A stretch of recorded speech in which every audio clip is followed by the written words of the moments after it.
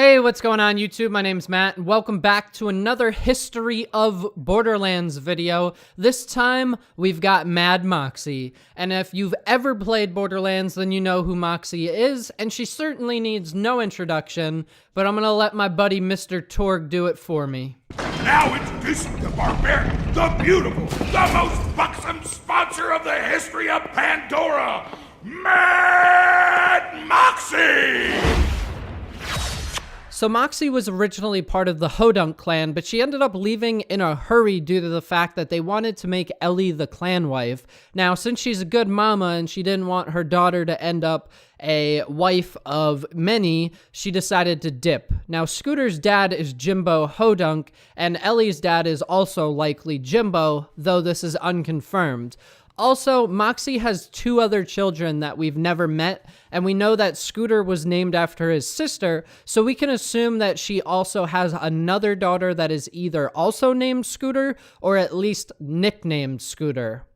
Moxxi has had 3 husbands, and she's currently looking for a 4th. Though unconfirmed, it's likely that her first husband is Jimbo Hodunk, and Mr. Shank is in fact her second husband, and her third husband was Marcus, the weapons dealer, so that's Marcus Kincaid. She's dated countless others in the series, including Handsome Jack and Mordecai, and she ended up leaving Jack, and he decided that the right thing to do to get back at her is to destroy her Underdome, and that's when she moved to Sanctuary and set up shop there with her bar. She's also slept with a bunch of Pandorans, which should be fairly obvious based on her overall sexual tone and her promiscuity, but some notable figures that she's been with that we don't know if she's dated or been married to is Lucky Zafford, and we know this because Scooter says that he ruined his mama's lady parts, and Scooter also put his ass in the ground for it, in a typical Pandoran fashion. So it's important to note that Moxxi actually has a similar accent to her children and also the Hodunk clan, but she keeps this hidden with her fake accent when in character. But we can see Moxxi slip up during a scene in the pre-sequel where we walk in on her in her workshop during the mission Systems Jammed, or when she's tipped enough in Borderlands 2, she may go on a tangent where she leaves character and returns to her real southern accent. Bubbles and birds, Hello? Moxxi! Hey, whoa, what are you doing? What are you doing in here? Now, while we know that Mad Moxxi is extremely sexual in nature, and it's obvious that she's had kids, 4 to be exact, 2 that we haven't met yet, she's actually bisexual. Again, probably super obvious.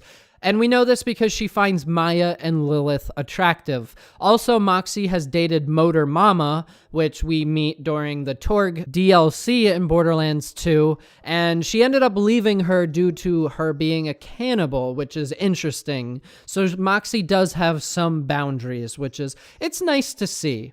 And while her interest in males and females is equal, we still don't know if Moxxi has ever had a wife. Now, that could be the case in the next game, but that'll be yet to be seen.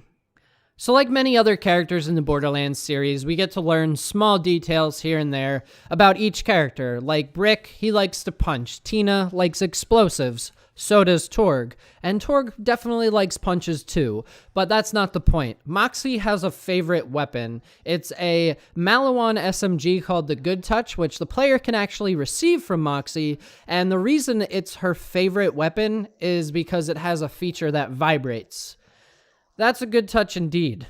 So we know that Moxxi fled from the Hodunk clan with her children, and that she had sex with Lucky Zafford, who's now deceased because Scooter, put a cap in his ass and buried him in a shallow grave. Now, Moxxi hatched this plan to bring peace to the clans by ending the clan war with a marriage between a Hodunk Goliath and a Zafford Goliath, which backfired after one of the Vault Hunters ended up killing both of the newlyweds, and the clans decided to join each other to hunt down and kill Moxxi. So she was trying to unite them, just not against her, and her plans severely backfired. Now, the last thing I like to leave on is just a little thing that each character, you know, likes or does. And we know that Moxxi is just fluent in sexual overtones and innuendos, and she loves them so much that she actually altered a loader bot to speak only in sexual innuendos, named InnuendoBot 5000. What a rough landing. Thankfully, I like it rough. My hat looks like a penis. So if you like this sort of thing, guys, make sure you leave a like, a comment, subscribe, that sort of thing. I'm planning on doing a lot more with this series. We're going to be looking into other characters, companies, events, things like that. So be sure to subscribe if you want to check that out. I'll see you in the next video. Later.